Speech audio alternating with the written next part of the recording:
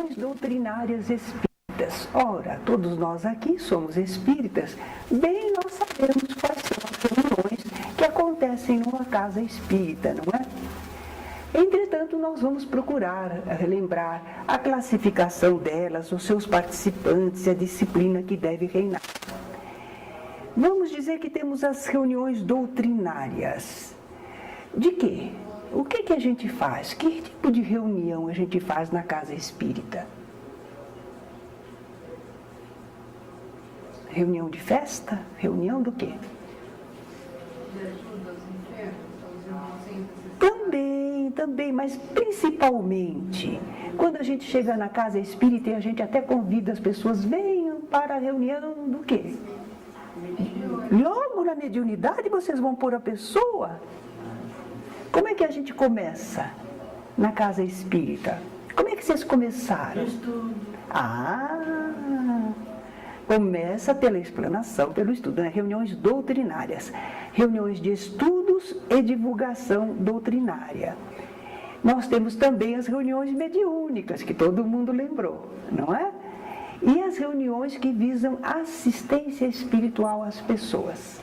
Então, são principalmente esses tipos de estudos e divulgação doutrinária, mediúnicas e de assistência espiritual. Essas reuniões na casa espírita, elas costumam ser para o público todo ou elas são reservadas, são privativas? Vocês pensavam que era eu que ia dar aula, né? Mas vocês já sabem estas coisas. Acho que ela tem que ser privativa. Assim. Todas são privativas, reservadas? Ou há algumas em que as pessoas podem entrar? Não, tem umas que podem entrar. Isso, algumas são públicas, quer dizer, aceitam um público geral.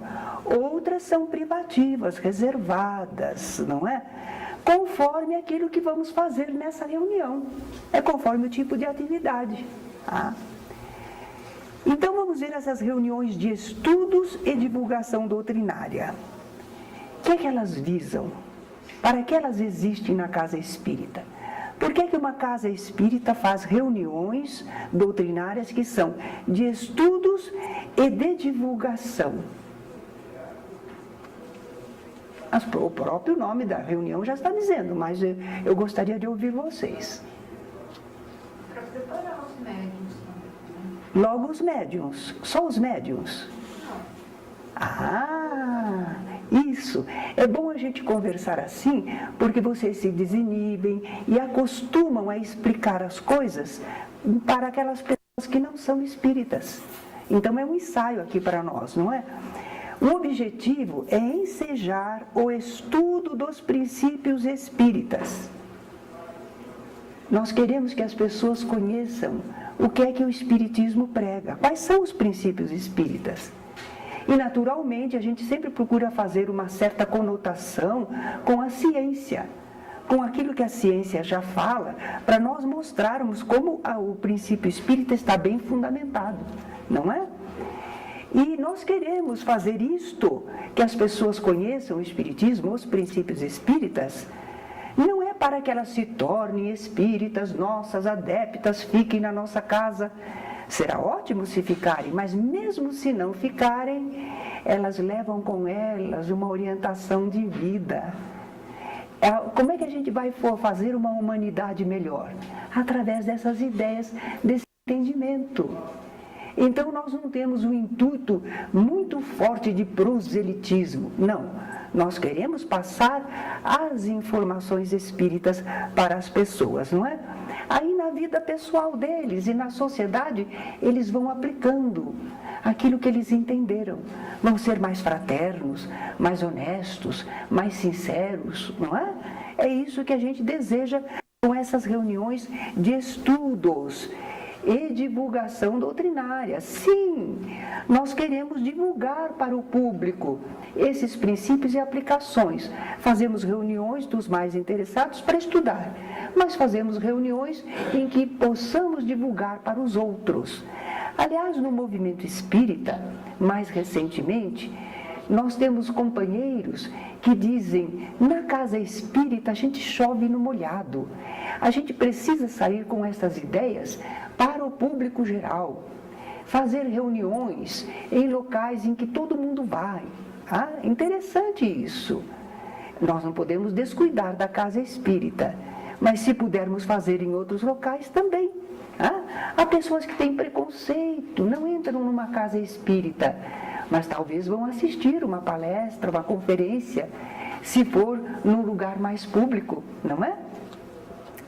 Então nós temos palestras, cursos, seminários, debates, e elas são as reuniões de estudos de divulgação doutrinária, elas são abertas ao público, geralmente, porque nós vimos que o intuito é divulgar, então estão abertas ao público, a não ser que exijam conhecimento prévio.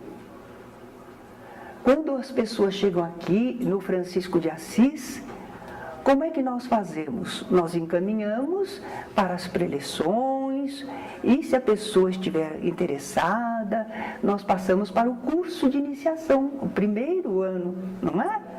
Então, o primeiro ano, a pessoa pode entrar, que mesmo que não tenha preparo anterior, porque ela vai aprender ali as bases. Mas no segundo ano a gente já não coloca aquele que não tem preparo prévio, nem no terceiro ano, não é? Então, alguns seminários e debates, por exemplo, eles têm tema especializado. É preciso que a pessoa tenha uma certa base para poder aproveitar a reunião, participar, opinar, não é? Muito bem. Agora falemos das reuniões mediúnicas. O que é uma reunião mediúnica mesmo? O que é que se faz nela? O que é que acontece nessa tal reunião mediúnica que você está falando? Isso! É tão simples, né? Intercâmbio com o plano espiritual. Porque à luz da doutrina espírita, nós sabemos que os espíritos existem, que aqueles que estavam encarnados não morrem quando o corpo morre e que podem continuar se comunicando conosco. Os dois mundos se interpenetram. Então, nós temos essa prática, reuniões mediúnicas. Aliás, muita gente ainda fala trabalhos práticos de espiritismo. Porque, de acordo com o ensinamento espírita, nós partimos para uma prática, que é a do intercâmbio mediúnico, certo? Nós estudamos sobre mediunidade, mas nós praticamos a mediunidade. Então, são trabalhos práticos de espiritismo. Se vocês escutarem falar, vocês já sabem, é a reunião que tem a parte mediúnica. Como é a reunião?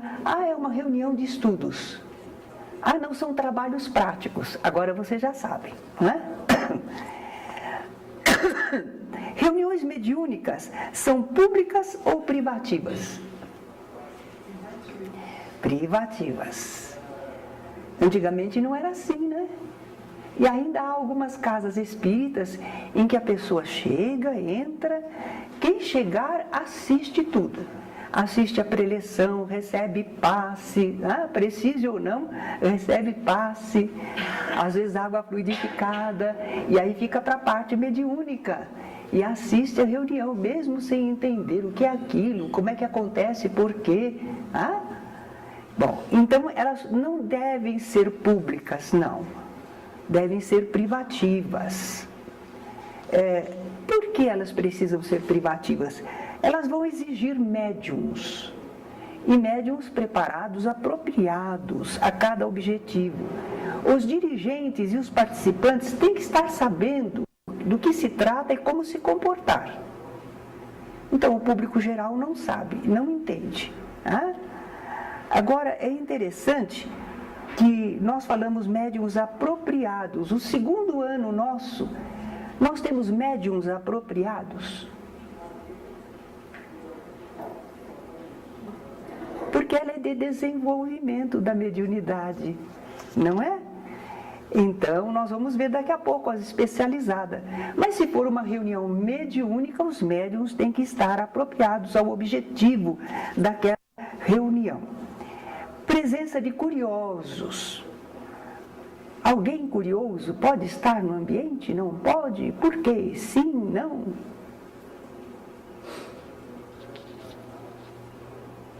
Dificulta, né? Até o ambiente, né? Aí é que está. Um curioso, equilibrado, desejoso de conhecer, respeitoso, pode vir. Mas, por favor, não ponha 3, 4, 5 curiosos. Mas um grupo bem formado suporta que haja uma pessoa que está ali querendo conhecer, respeitosa, sabe se comportar, e ela está ali querendo conhecer. Pode? Pode. Não é usual, mas pode. Houve uma ocasião, por exemplo, um médico, eu o conhecia, e ele chegou à nossa casa espírita. E ele disse, olha, eu queria assistir a uma reunião em que há intercâmbio mediúnico. E ele conversou, eu sabia que ele era uma pessoa muito boa, muito correta. E ele disse, olha, eu tenho lido a respeito e eu vejo algumas coisas, mas eu agora estaria muito desejoso de observar um trabalho de uma reunião mediúnica. Diante do que eu sabia dele, dos propósitos sinceros dele, eu disse, o senhor é bem-vindo à nossa reunião. Eu só disse, a nossa reunião é muito singela, não acontece nada de especial, mas ela está aberta para o senhor. Esteja à vontade, é nosso companheiro hoje. E ele se portou muito bem. E é claro que ele tinha mediunidade, ele viu alguma coisa no ambiente que depois comentou com a gente. E ele estava ali como um curioso, mas não um curioso com prevenção, com más intenções. Era uma sincera curiosidade de conhecer a parte de manifestação espiritual e já lera alguma coisa a respeito. Pronto, não houve problema. Então é bom que a gente saiba. Normalmente uma pessoa só curiosa, não tem preparo nenhum, não convém. Mas se for um desejo sincero de curiosidade em alguém, nós temos que usar esse bom senso, avaliar se sim ou se não. Neófitos são novatos. Bom, o novato, ele nem leu ainda nada, é um novato. Então a gente realmente não vai pôr na reunião mediúnica, não é um ambiente melhor para ele. Nós vamos ter que explicar como é uma reunião, ele vai estar mais ou menos esclarecido, o que são os espíritos, como se comportam. Né? A gente viu aquela aula para não ficar fanatizado e não ficar descrente. Se ele não entender, conforme as manifestações na reunião, ele fica fanatizado ou descrente. Então, neófitos não. E se for uma pessoa descrente? Não creio em nada, não creio. Também não convém. Porque em parapsicologia, eles verificaram aquilo que nós sabemos, que o meio influi no fenômeno. O meio formado pelas mentes, emanações das pessoas, influi na produção mediúnica. Então, se ele é descrente, ele está lá, mas ele está vibrando contra, pensando contra, ele está interferindo. Ele está interferindo, não convém, não é? Mas a pessoa pode se tornar crente. Não, não é isso que vai tornar a pessoa um crente. É o entendimento e depois, então, a experimentação. Certo?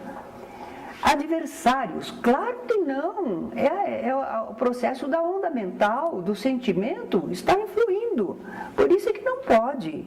Imagine, abrir a reunião para adversários. É por causa da formação do ambiente, do meio mediúnico. Aumenta naturais problemas no intercâmbio e prejudica o trabalho. É verdade, prejudica sim. Há um outro fator ainda. Na reunião mediúnica, nós vamos ouvir os espíritos e eles abrem o coração. Eles falam do que sente, porque eles estão sendo acolhidos, os amigos espirituais trouxeram especialmente, ele está no ponto necessário de abrir o coração, dizer o que gosta, o que não gosta, porque está assim. E nós estamos observando, nós estamos vendo a dor, ou a rebeldia, a angústia, a ignorância. E já imaginou se a pessoa não tem preparo para isso e fica observando, analisando, criticando mentalmente, descaridosamente? Não, seria falta de caridade nós expormos as pessoas, espírito é gente, expor as pessoas num momento tão delicado para elas, para todo mundo ficar olhando, ficar sabendo. Não. Seria falta de caridade, não é? Nós temos que prestar auxílio espiritual com discrição e com fraternidade. Há reuniões que nós chamamos de especializadas. Esse é um visitante que não faz parte da reunião.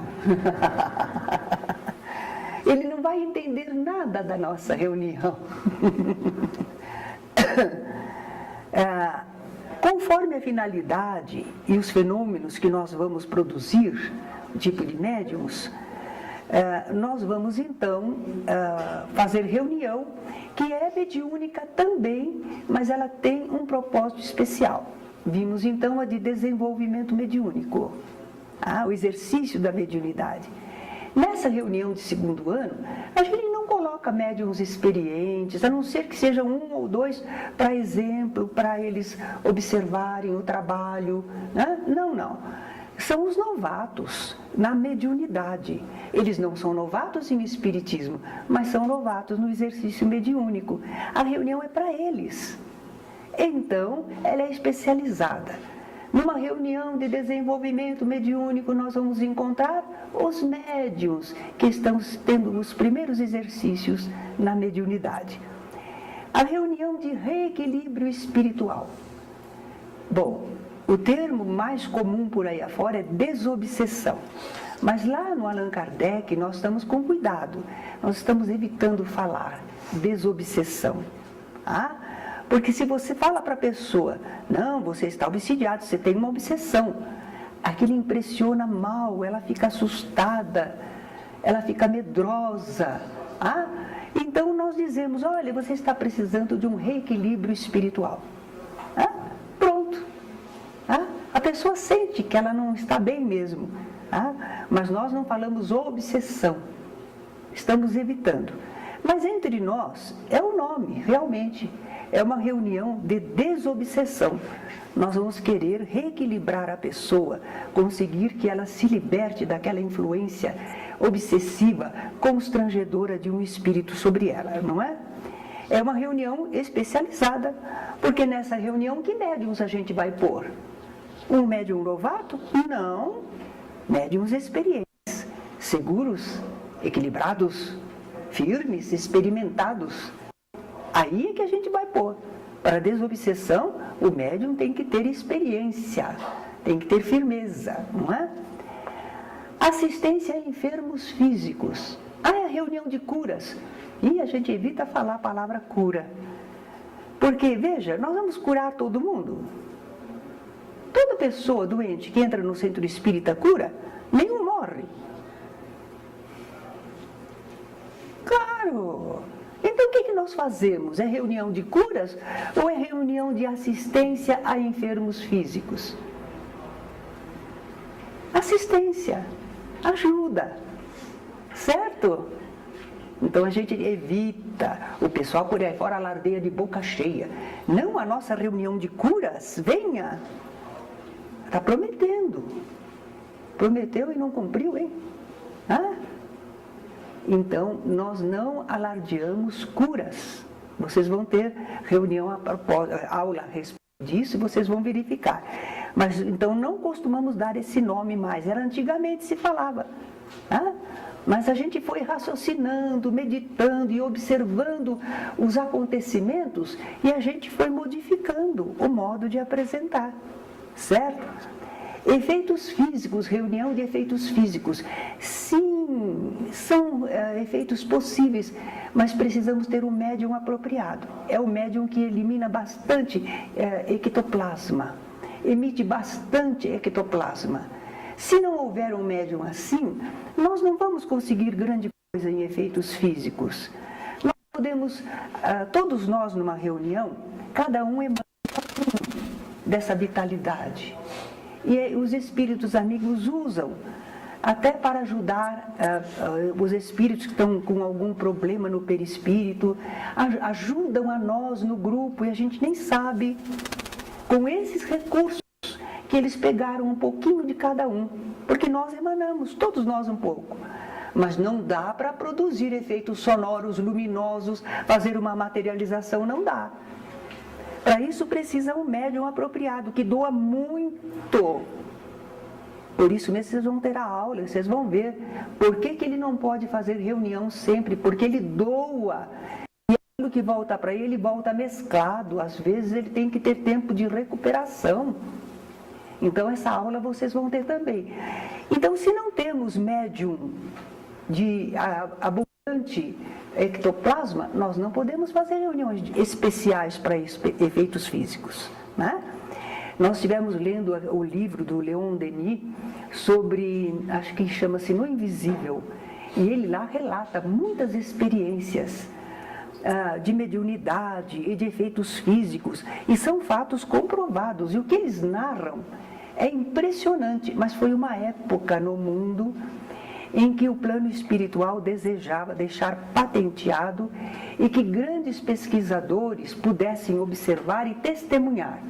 Isso já tudo foi feito já, está tudo documentado, fotografado, medido, pesado, o espírito materializado, tudo já foi feito.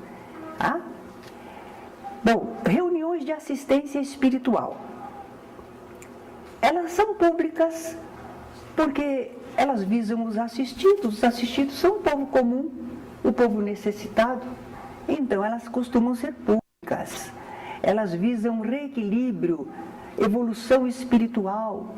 Então a gente tem lá uma exposição doutrinária, geralmente a gente puxa mais para a mensagem evangélica, porque é o que as pessoas do povo nosso estão mais preparadas para receber, e é o que mais consola, esclarece.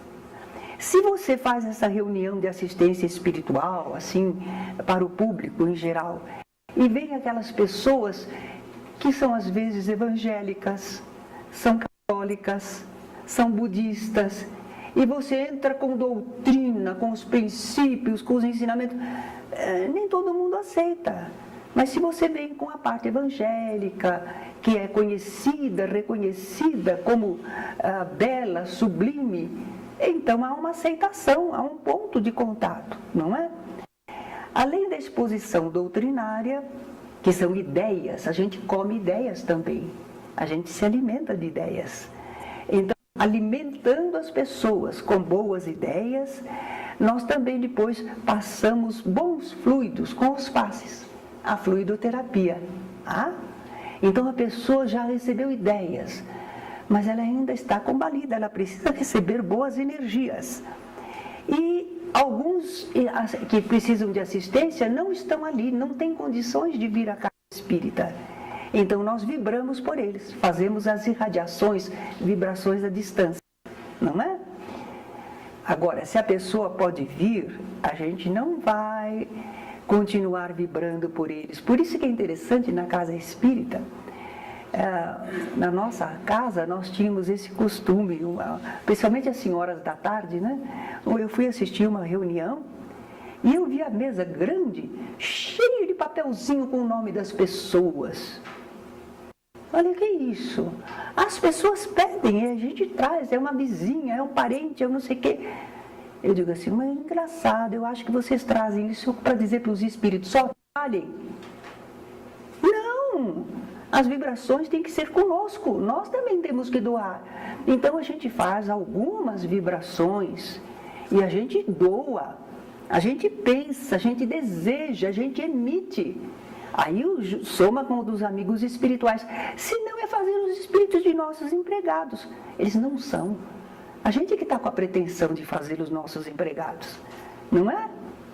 Então a gente restringiu isso. Vamos fazer algumas. Então, quando a gente faz a vibração, a gente deixa um pedacinho que a gente está fazendo vibração por pessoas que procuraram a casa, algum caso de mais necessidade, mas a gente deixa um final e diz assim, agora cada um vibre por aquela pessoa que deseja ajudar em especial, não é? Pronto, cada um vibra pelo seu. E não precisa pôr aqueles papeizinhos todos. Entre os evangélicos, eles também têm lá, eu vi uma vez, e nos católicos também, junto ao altar tem uma cesta e o pessoal todo põe um papelzinho pedindo vibração. Isso é que o povo pensa, está acostumado. Mas à luz da doutrina espírita nós estamos sendo esclarecidos. Nós doamos, nós fazemos, junto com os espíritos. Nós não entregamos para, certo? Nós estamos aprendendo a ser úteis, a servir. Ah, muito bom. E nessas reuniões públicas de assistência espiritual, pode haver manifestação mediúnica, mas não é pelo povo. A gente às vezes tem 1 ou 2 médiums seguros, eficientes, equilibrados. Se o plano espiritual achar que é conveniente uma manifestação de algum espírito, um instrutor, ou um ligeiro recado, o que eles acharem, não o que nós achamos. Então lá tem 2 médiuns à disposição, os espíritos poderão usar. Então eles fazem uma mensagem de consolo, esclarecedora, porque os espíritos sabem os problemas que estão ali, e sabem às vezes qual é o caso urgente que precisa atender. Então podemos ter 2 médiuns ali, mas não é obrigatório que haja comunicação. A reunião vai se realizar, não houve comunicação, tudo bem, a gente vai encerrar, vai continuar. Tá? Mas se houver comunicação, se precisar, nós podemos ter 1 médium ou 2 ali à disposição. Agora, o grande fator que a gente vê nessas reuniões doutrinárias na casa espírita é ordem e disciplina. Agora, por exemplo, com esse inseto que está revoando, vocês estão disciplinados. Já imaginou se não fosse um público preparado, o que é que aconteceria?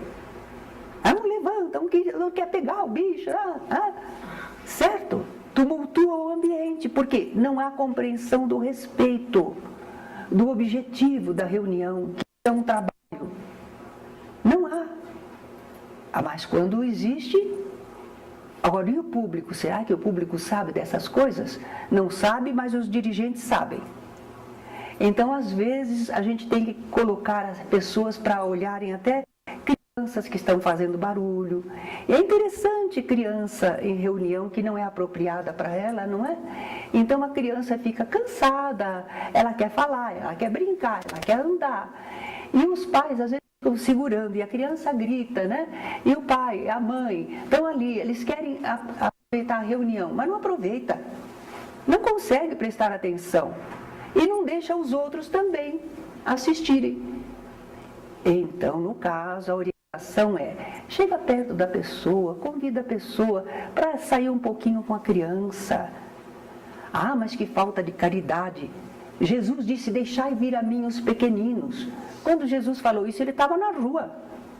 Estava passeando, caminhando na rua. Certo? Imagine se ele, quando estivesse atendendo, por exemplo, um enfermo espiritual, se ele queria essa movimentação. Ele mandava retirar todo mundo e só ficava os apóstolos preparados. Não é? Então, tem hora, a criança merece todo o carinho e atenção. Mas nós não podemos obrigá-la a ficar numa reunião pública e perturbando todo mundo. Para ter caridade com a criança, você falta com a caridade com todos os outros. Então é bom senso, é organização, é disciplina, contrato fraterno, né?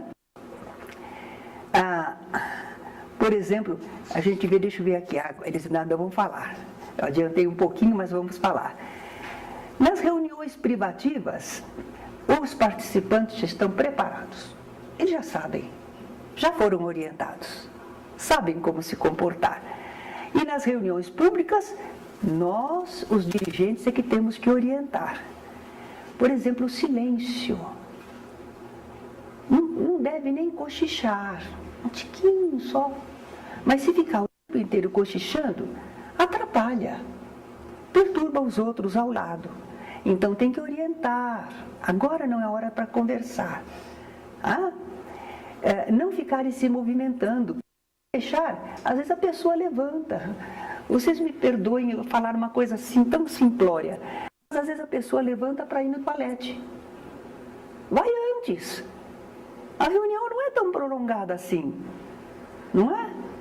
Só se for um caso de doença. Mas não, a pessoa não tem compreensão do que se passa ali. Está entediada, levanta, vai fazer outra coisa, vai beber água. Não. É a reunião, tem que ter ordem e disciplina. Não ficarem se movimentando nem outras atividades. Lá no Chico Xavier, Uberaba, eu fui certa ocasião, eu fui poucas vezes lá, mas uma vez estou lá no trabalho e o Chico já se retirava para uma sala ao lado para psicografar, mas na sala ali com o povo todo ficavam algumas pessoas encarregadas de ler e fazer comentários evangélicos, doutrinários, para manter o ambiente. Qual não foi minha surpresa quando eu vi a senhora que estava dirigindo o trabalho? Ela abriu um figurino e começou a folhear o figurino e olhar a moda. O que vocês acham? Ela, apesar de estar lá trabalhando com o Chico Xavier, não entendia que o trabalho ali era importante, que havia almas necessitadas, que era preciso contribuir mentalmente, estar vigiando e orando. Ela não percebia isso, não entendia. Então, na casa espírita, não. Nós, companheiros de trabalho, os dirigentes, sabemos, não é? Nós não vamos fazer outras atividades enquanto está em andamento a reunião. Porque você já conhece, você fica aí parado? Fica parado, mas fica trabalhando espiritualmente. Certo? E também a gente diz para o público que é preciso prestar atenção. A gente vai explicar que aquelas ideias são alimento para a alma, que elas arejam, que elas removem dificuldades na nossa mente, não é? Que eles precisam assimilar o ensinamento, e se não prestarem atenção, não vão assimilar. E vamos dizer para eles, agora, quando vamos fazer a prece, aí vocês fechem os olhos. É isso que a gente vai falar? É obrigatório fechar os olhos? Não, não é. Agora, a gente pode até sugerir.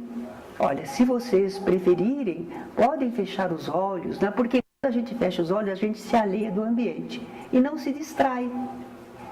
A gente pode orar com os olhos abertos? Pode. Mas acontece que a gente se distrai com tudo. E aí não funciona a oração, não é? Então, não precisa fechar os olhos, nem durante as manifestações mediúnicas. Não, mas o Espírito do Senhor está falando aí. Não. Fica com os olhos fechados se quiser. Pode abrir, pode observar o médium. Como está a fisionomia do médium. Quando vem uma manifestação superior, a gente nota que a fisionomia do médium fica suavizada, fica às vezes modificada. Quando é um espírito sofredor, a gente nota na feição. Quando é um espírito zombeteiro, então a gente pode olhar para o médium, observar. O que a gente não pode é perder a concentração de saber que está trabalhando no conjunto. Mas estamos aprendendo, observando até mesmo as reações do espírito através do médium. Não é proibido. Agora, se a gente percebe que a gente vai se distrair, então fecha os olhos e pensa naquilo que é certo. Nessas reuniões todas que nós estamos falando, quem será que não convém que entre? Não convém que entre. Com a nossa iniciação ao Espiritismo, nós tivemos bastante experiência. Havia um senhor que era alcoólatra, mas ele queria entrar para assistir à aula. A gente permitia. Só que começava a aula, ele daí a pouco pedia uma parte e ficava lá falando, discursando, falando coisa que não tinha nexo, porque ele estava alcoolizado. E ele podia ser vitimado por um espírito adversário que queria perturbar o ambiente, e lá ficava falando. E aí tem que falar, mandar calar no meio ou mandar alguém retirar. Fica pior, não fica? Aí a gente aprendeu. Quem está lá na recepção, nota que a pessoa está alcoolizada, acendendo a álcool, então já segura a pessoa. Trata fraternamente e diz, meu irmão, hoje você não tem condições de ficar no trabalho, não é? Mas nós vamos orar por você. Vá para casa, volte outro dia, mas sem beber. Aí você vai poder receber uma ajuda maior. Conversa, explica, fraternamente acompanha até a porta, e a pessoa não fica muito abespinhada, não. Ela entende, ela sabe, ela atende. É a função da recepção, segurar. Para isso a gente tem um plantão. Porque depois que entrou lá na reunião, como é que é? Aí tem que parar a reunião para ir lá resolver o problema? Não. Então antes, alguém toma cuidado. Embriagados, desequilibrados, muito obsidiados, porque a pessoa está fora de controle. Ela está sendo controlada pelo espírito.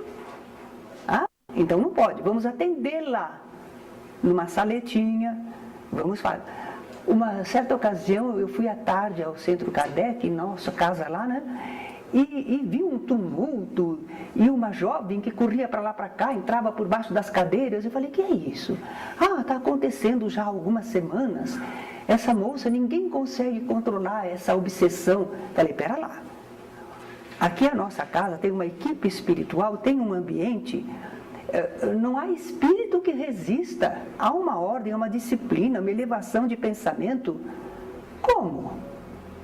Aí eu observei um pouco mais, eu falei, isso aí não é normal, não pode, não deve ser obsessão. Foram ver, a moça era drogada. Ela se drogava, fora de controle, e ficava dando aquele show, aquele espetáculo, e atrapalhando todo mundo. Então, o que é espiritual é uma coisa, o que é material é outra. Não compete aos espíritos controlarem pessoas desequilibradas, obsidiadas demais, drogadas, embriagadas. Não é. É nosso papel. É o papel dos encarnados. É a nossa direção. É a ordem, né? Também não deve entrar na reunião uma pessoa muito doente, muito debilitada. Por que não? Pode até sentir mal, né? Exato. A pessoa entra naquele esforço, porque ela espera se curar, espera se salvar, e lá vem ela, né? Trouxeram tudo, mas de repente ela começa a passar mal, muito mal. Então, essas pessoas a gente assiste visitando nos lares, nos hospitais, certo? Ou faz uma reunião à parte, que ela chega e já é atendida, não tem que esperar. Para os passes, nós damos, por exemplo, preferência na fila às senhoras gestantes, às crianças, aos muito idosos. Atende primeiro eles, porque eles não têm condições de esperar muito. Imagine uma pessoa tão debilitada assim, certo? Crianças, nós já vimos, não é? A responsabilidade é dos pais ou responsáveis. E quando a gente diz assim, não convém que entre, podemos fazer essa separação, será que essas pessoas ficam sem ajuda na casa espírita? Não. Nós temos atendimento para as crianças, as reuniões de educação espírita da infância, é tudo para elas. Tem horário apropriado. No Kardec nós temos, descobriu-se, tá? Porque é a casa que nós temos as experiências, né? Nós temos um grupo que trabalha pelas crianças que sofrem assédio espiritual. É na segunda-feira. Mas nós temos no salão a iniciação, o curso. A Deise, então, começa o trabalho das crianças mais cedo, porque é uma preleção rápida, muito rapidinha, que a criança não aguenta muito tempo, né? Aí aplica os passes, as crianças saem. Aí o grupo mediúnico fica vibrando pelas crianças, mas elas já foram atendidas. Elas saem e não atrapalham a iniciação, antigamente atrapalhavam. Começava às 8 horas junto conosco, quando era 8h30, estávamos saindo no meio da aula para 300, 400 pessoas, aulas importantes, e a criançada saindo com os gritos, com as brincadeiras. Então é uma questão de organização, não é? Nós não vamos deixar as pessoas sem atendimento, mas vamos nos organizar que elas tenham a sua horinha de serem atendidas sem tumultuar uma reunião geral. Tá? E finalmente nós não podemos esquecer que a Casa Espírita tem as reuniões de educação espírita da infância e reuniões de mocidade. Faz parte da Casa Espírita. Ainda bem que faz parte. Porque houve uma casa em que o Senhor, uma alma bondosa e trabalhadora, mas ele não conseguiu fazer seguidores, companheiros. Quando ele desencarnou, infelizmente, não foi possível manter a casa que ele administrava. Nós temos que pensar nas novas gerações. Temos que preparar pessoas. Tá? E começa na infância. E de repente você ensina, mas essa criança não fica aqui, não tem importância. Onde ela estiver, ela é alguém espírita, alguém esclarecido. Nós contribuímos para a sociedade, para a humanidade. Mas nós vamos cuidar da infância, porque a criança está acostumada a vir. Ainda hoje comentava com o Beto. Uma das razões, não só porque a criança aprende, fica mais esclarecida, porque a criança é um espírito reencarnado, já viveu muito, é um ser inteligente. Então, ela vai se preparar para viver a sua vida. Mas também, olha, um fator psicológico. O Beto disse, meu filho estuda numa escola católica. Eu disse, ainda bem que você leva ele lá no centro. E ele está já há 6 anos. Ele vai lá, ele tem seus companheirinhos, ele conhece. Porque senão ele ia se sentir esquisito, né? Só eu que sou espírita. Todo mundo é católico, eu que sou espírita. Olha que problema psicológico. Então, se a criança vai à casa espírita e participa de uma reunião que lhe é adequada, ela diz, olha quantos companheirinhos. Não, eu não sou sozinho. Eu faço parte desse grupo, não é? Fora as amizades que vão se fazendo e que perduram para a vida toda. Reuniões de mocidade também. No nosso tempo, nós tínhamos reunião de mocidade, mas nós não éramos também jovens, tão jovenzinhos. E a casa confiou para nós que, apesar de sermos um grupo de mocidade, nós podíamos fazer reunião mediúnica. Eles confiaram em nós. Bom, tínhamos conhecimento, havia 3, 4 de nós que estávamos bem embasados. E nós conseguimos fazer reunião mediúnica da mocidade. E foi muito produtiva. Certo? Muito produtiva. Então, não é obrigatório, não é tarefa da mocidade fazer reunião mediúnica. O ideal é que o jovem vá se entrosando, participando na casa, dos serviços assistenciais, ajudando na organização, ajudando a apresentar uma parte artística naquela reunião de palestras. O jovem se entrosa na casa, ele não fica só na mocidade. Ele aprende na mocidade, convive na mocidade, mas já começa a se enturmar dentro da casa espírita. E aí ele substitui naturalmente os mais velhos, porque ele já está ali conhecido, já se sabe que ele sabe trabalhar, não é? Que ele entende de doutrina, então faz aquele revezamento. Os mais velhos já vão convidando, então a casa espírita funciona muito melhor. Tá? Essas reuniões de educação espírita da infância e reuniões de mocidade, elas têm um sistema especial, um regime especial, programação especial, por causa da idade e dos interesses. A reunião de mocidade, você tem parte de estudo, mas você tem parte de confraternização, você tem parte artística, é coisa própria do jovem. Não pode ser uma reunião só de estudo. Tá? Eles são jovenzinhos, então é de acordo com a idade. As crianças também, vamos falar da moral cristã, vamos. Mas a criança também tem um momentinho que ela desenha, tem um momentinho que ela interpreta, e tem muita coisa para ela fazer. Senão fica outra escola, né? Ela já vai à escola a semana inteira. E a educação espírita da infância é outra escola?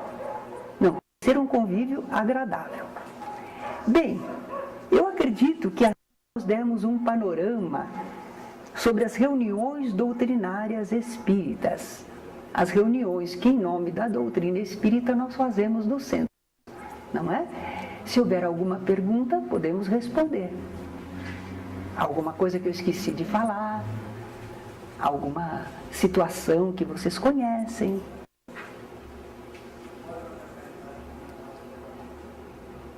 Eu creio que esta parte já não precisamos filmar. Então eu agradeço a vocês pela atenção. Encerramos assim nossa aula.